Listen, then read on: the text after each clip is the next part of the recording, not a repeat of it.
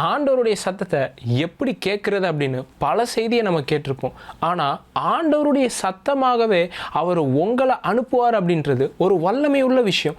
எப்படி ஆண்டவர் அவருடைய சத்தமாக உங்களை அனுப்புகிறாரு அப்படின்ற இந்த தீர்க்க தரிசனமான வார்த்தையை இன்றைக்கி நம்ம பார்க்கலாம்.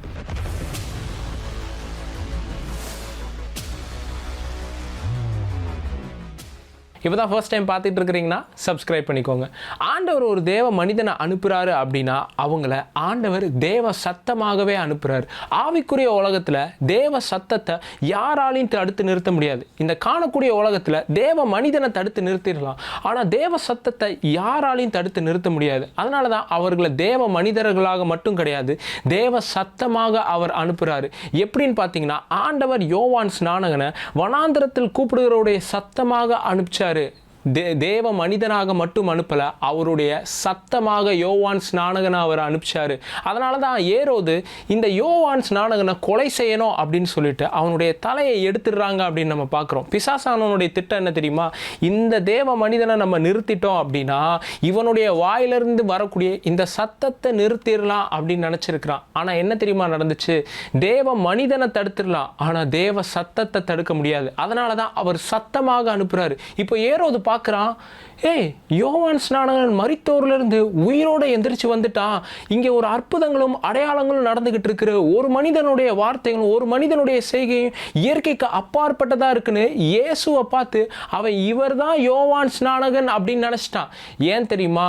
யோவான் ஸ்நானகனை ஆண்டவர் தேவ மனிதனாக மட்டும் அனுப்பலை, தேவ சத்தமாக அனுப்பினார். ஒரு யோவான் ஸ்நானகன் கொல்லப்பட்டாலும் ஆண்டவர் பல யோவான் ஸ்நானகனை அவர் எழுப்புவார். ஏன்னா கொல்லப்பட்டது யோவான் ஸ்நானகனா இருக்கலாம், ஆனால் ஆண்டவருடைய சத்தத்தை ஒருவராலும் அழிக்கவே முடியாது. நம்ம என்ன நினச்சிக்கிட்டு இருக்கிறோம் அப்படின்னா, ஆண்டவருடைய சத்தத்தை பிசாசானவன் அப்படி தடுத்துடுறான் இப்படி தடுத்துடுறான்னு. கிடையவே கிடையாது. யாராலையும் தடுக்க முடியாதுங்க. அவங்க மரித்தாலும் அவங்களுடைய சத்தம் எக்கோ ஆகிக்கிட்டே இருக்கும் ஆவிக்குரிய உலகத்திலிருந்து.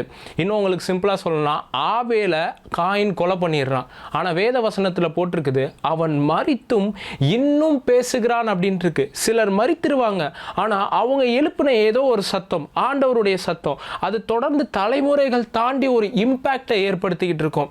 இப்போ சமீபத்தில் கேள்விப்பட்டிருப்பீங்க, இந்த சார்லி கர்க் அப்படின்றவரை சுட்டு கொண்டுட்டாங்க அமெரிக்கா தேசத்தில்.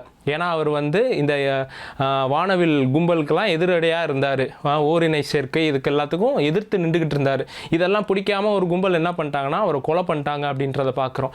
இந்த மனுஷனை கொலை பண்ணிட்டா இந்த சத்தத்தை எழுப்ப மாட்டாங்க. இந்த மனுஷனை நம்ம தடுத்து நிறுத்திட்டோன்னா அவ்வளோதான், நமக்கு பிடிச்ச மாதிரி வாழலாம் அப்படின்னு சொல்லிட்டு அந்த மனிதரை கொலை பண்ணுறதுனால தடுத்து நிறுத்திடலாம்னு நினச்சிட்டாங்க. ஆனால் ஆண்டவர் அவரை அனுப்பிச்சது ஒரு தேவ மனிதனாக மட்டும் கிடையாது, தேவ சத்தமாக அனுப்பிச்சார். ஒரு மனிதன் கொல்லப்பட்டால் அவர் நூற்றுக்கணக்கானவர்களை உயிரோடு எழுப்பி அடுத்து அனுப்பிச்சுக்கிட்டே இருப்பார். ஏன் தெரியுமா? அது தேவ சத்தம், ஒரு மனிதனாலையும் தடுக்க முடியாது. நான் சில தேவ மனிதர்களுடைய புத்தகங்களை வாசிக்கும் போது அவங்க பல 100 வருஷத்துக்கு முன்னாடி எழுதி வச்சுட்டு மறிச்சிட்டு போயிருப்பாங்க, ஆனால் அப்போ கூட அது ஃப்ரெஷ்ஷாக இருக்கும். ஃப்ரெஷ்ஷாக அவங்க அந்த இடத்துல இருந்து சொல்லி தந்தா எந்த அளவுக்கு பவர்ஃபுல்லாக இருக்குமோ அதே அளவுக்கு பவர்ஃபுல்லாக நான் உணர்ந்திருக்கிறேன். ஏன் தெரியுமா? ஆண்டவர் அவங்கள ஒரு சத்தமாக அனுப்பிச்சிருக்கிறார். உங்கள் கையில் இருக்கக்கூடிய பைபிள்லாம் எடுத்து பாருங்களேன். பவுல் எத்தனையோ வருஷங்களுக்கு முன்னாடி அதை எழுதி வச்சுட்டு போயிட்டார். அவர் யாருக்கோ எழுதின நிருபம், ஆனால் அதை நீங்கள் வாசிக்கும் போது பவுல் உங்களுக்கு சொல்கிற மாதிரி இருக்குது. பேதுருவை வாசிக்கும் போது பேதுரு உங்களுக்கு சொல்கிற மாதிரி இருக்குது. யோவானை வாசிக்கும் போது யோவான் உங்களுக்கு சொல்ற மாதிரி இருக்கு. ஏன்னா இது ஏதோ ஒரு மனிதருடைய சத்தம் கிடையாது, இது ஆண்டவருடைய சத்தம். அவர்கள் மரித்தாலும் அவர்களுடைய சத்தம் தலைமுறைகள் தாண்டி இருக்கும். கர்த்தர் ஒரு மனிதனை தேர்ந்தெடுக்கும் போது, கர்த்தர் ஒரு மனிதனை தெரிந்து கொள்ளும் போது அவர்களை அவருடைய சத்தமாகவே அவர் அனுப்புகிறார். ஒரு தேவ மனிதர் ஒரு என்கவுண்டரை ஷேர் பண்றாரு. அவர் விஷன்ல பவுலை பார்க்கிறாரு. பவுலை பார்த்தோன்னே அவர் ஒரு கேள்வி கேட்கிறாரு பவுல்கிட்ட, நீங்க பரலோகத்துக்கு முத போனோன்னே உங்களை எது ஆச்சரியத்துக்குள்ளாக்குச்சு அப்படின்ட்டாரு.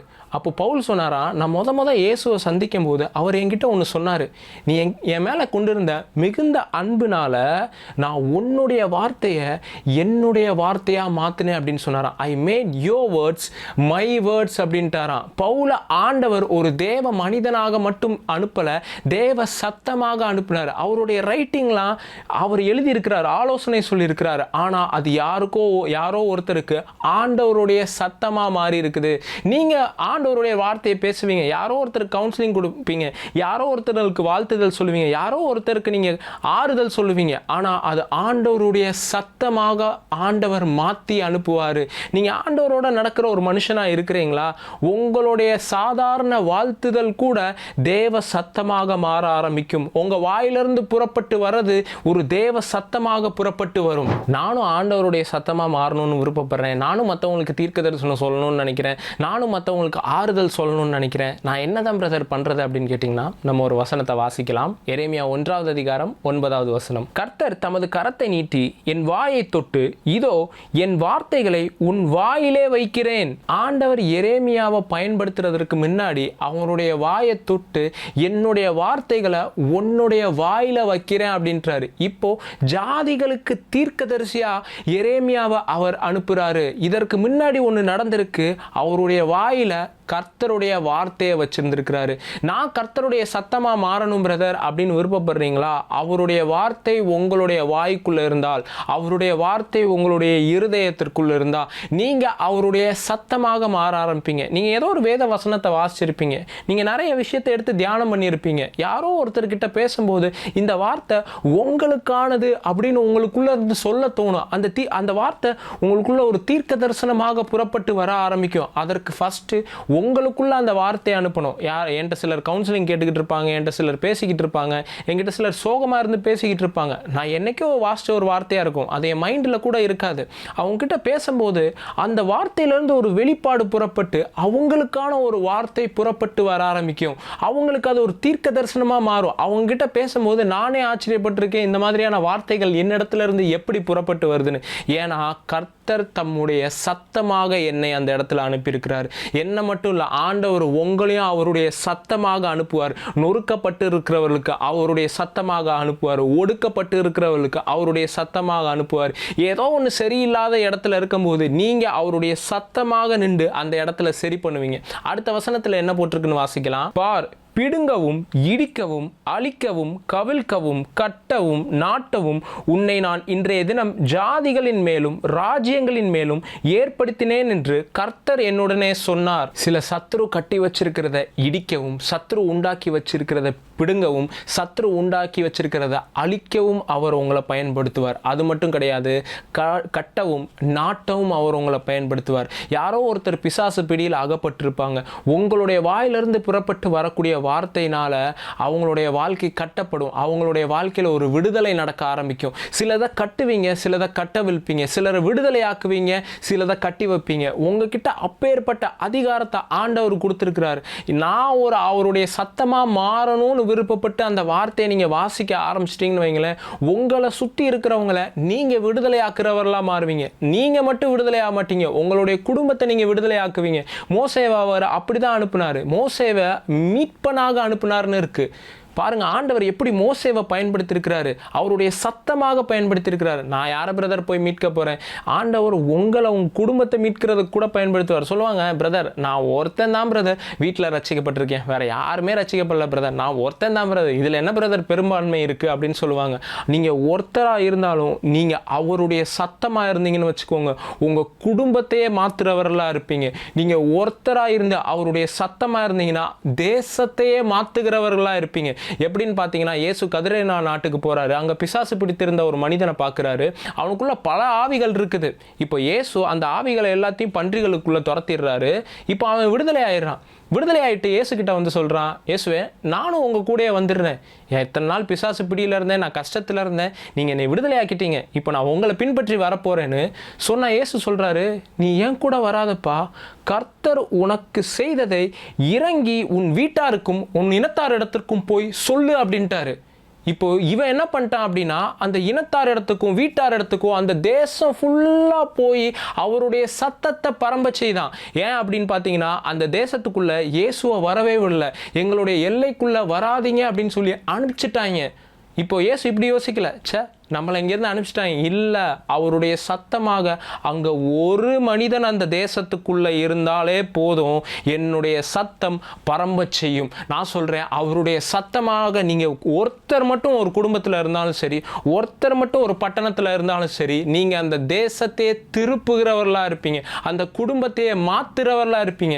பிரதர், எங்களை ஏதோ ஒன்று பிடிச்சி வச்சிருக்கிற பிரதர், நாங்கள் எதுலேயோ மாட்டிக்கிட்டு இருக்கிறேன் பிரதர், இந்த வார்த்தைகள்லாம் உங்கள்கிட்ட இருந்து மாறி நீங்கள் மற்றவங்களை கட்டவிழ்க்கிறவர்களாக மாறுவீங்க, மற்றவங்களுக்கு விடுதலை சொல்கிறதுக்கானவர்களாக நீங்கள் மாறுவீங்க. கர்த்தர் அப்படி எடுத்து உங்களை பயன்படுத்துவார், அவருடைய சத்தமாக உங்களை அனுப்புவார். இதை பார்த்துக்கிட்டு இருக்கிற ஒவ்வொருத்தருக்காகவும் நான் ப்ரேயர் பண்ண விரும்புகிறேன். பிதாவே, இயேசு கிறிஸ்துவின் நாமத்தினால இந்த வார்த்தையை கேட்டுக்கிட்டு இருக்கிற ஒவ்வொருத்தரையும் நான் ஆசீர்வதிக்கிறேன். ஆண்டவரே, நீங்கள் இவங்களை ஒரு மனிதனாக, தேவ மனிதனாக, இல்லை நீங்கள் தேர்ந்தெடுத்த மனிதர்களாக மட்டும் கிடையாது, இவங்களை ஒரு தேவ சத்தமாக தலைமுறைகளுக்கு தாண்டி பயன்படுத்துங்க. Thank you Jesus, thank you holy spirit. தலைமுறைகளுக்கு தாண்டி இவங்க பயன்படுத்தப்படட்டும். எப்படி ஏசாயா தீர்க்கதரிசி கிட்ட நீங்கள் சொன்னீங்களோ, யாரை எனது காரியமாய் அனுப்புவேன்னு சொன்னப்போ என்னை அனுப்பும்னு சொன்ன மாதிரி, உங்களுடைய சத்தமாக நீங்கள் இவர்களை அனுப்புகிறதற்காக நன்றி. சிலருடைய வாழ்க்கையில் ஒரு பெரிய மாற்றத்தை உண்டாக்கினதற்கு இவங்க ஒரு பெரிய காரணமாக இருக்கட்டும். பலருடைய வாழ்க்கையில் சாட்சி சொல்கிற அளவுக்கு மாறுறதற்கு இவங்க ஒரு காரணமாக இருக்கட்டும். Thank you Jesus. ஒரு சத்தமாக இவங்களை நீங்கள் அனுப்புகிறதற்காக நன்றி. ஆசீர்வதிக்கிறேன் இயேசுவின் நாமத்தில் பிதாவே, ஆமென். ஆண்டவர் அவருடைய சத்தமாக உங்களை இந்த தலைமுறையிலும் அடுத்த தலைமுறையிலும் பயன்படுத்துவார். இந்த செய்தி உங்களுக்கு பிரயோஜனமாக இருந்துச்சுன்னா மற்றவர்களிடத்துலையும் ஷேர் பண்ணுங்கள். அவங்களும் ஆண்டவருடைய சத்தமாக மாறி இருக்கட்டும். இந்த செய்தினால் நீங்கள் ஆசீர்வதிக்கப்பட்டிருக்கிறீங்க அப்படின்னா இந்த வார்த்தைக்காக நீங்கள் கொடுக்கலாம். வார்த்தைக்கு கொடுக்க விரும்புகிறவர்கள் கீழே பார்க்குற ஃபோன்பே, கூகுள் பே அக்கௌண்ட் டீட்டெயில்ஸை பயன்படுத்தி இந்த ஊழியத்தில் நீங்கள் கொடுக்கலாம். மாதந்தோறும் இந்த ஊழியத்தில் நீங்கள் ஒரு பங்காளராகவும் மாறிக்கலாம். அதுக்கு கீழே பார்க்குற டீட்டெயில்ஸ் எல்லாத்தையும் பயன்படுத்திக்கோங்க, கொடுங்கள். அப்பொழுது உங்களுக்கு கொடுக்கப்படும்னு இருக்குது. உற்சாகமாக இந்த ஊழியத்தில் நீங்கள் கொடுங்க. நிறைய பேர் ஏற்கனவே கொடுத்துட்டு வரீங்க. Thank you so much for your giving. அதே மாதிரி ப்ரேயர் ரெக்வஸ்ட் ஏதாவது உங்களுக்கு இருந்துச்சுன்னா கீழே பார்க்குற வாட்ஸ்அப் நம்பரை நீங்கள் தொடர்பு கொண்டுக்கோங்க. அதுலேருந்து உங்களுக்கு மெசேஜஸ் எல்லாமே வந்துடும். மற்ற மீட்டிங் டீட்டெயில்ஸோடைய அப்டேட்டும் உங்களுக்கு கிடச்சிடும். கர்த்தர் உங்கள் எல்லாரையும் ஆசீர்வதிப்பாராக. God bless you all.